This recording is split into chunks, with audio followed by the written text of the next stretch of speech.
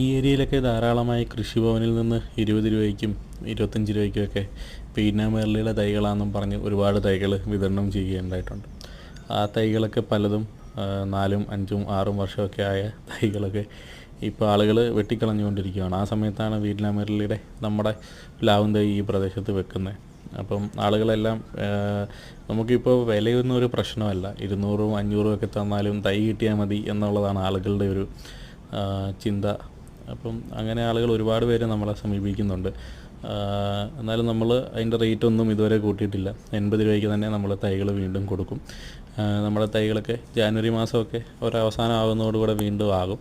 ആ സമയത്ത് നമ്മൾ ഈ പ്രദേശത്ത് ഒരു 200ഓളം തൈകളുടെ ഓർഡർ നമുക്ക് കിട്ടിയിട്ടുണ്ട്. അത് നമുക്ക് ഇവരുടെ അവിടെ വെച്ച് തന്നെ ചെയ്യാനുള്ള ക്രമീകരണങ്ങളും നമ്മൾ ചെയ്തുകൊണ്ടിരിക്കുകയാണ്. 20 രൂപയുടെ തൈയേക്കാളും എന്തുകൊണ്ടും നല്ലത് 80 രൂപയുടെ നമ്മുടെ ഒറിജിനൽ വിയറ്റ്നാം സൂപ്പർ ലെയറുടെ തൈകളാണ്.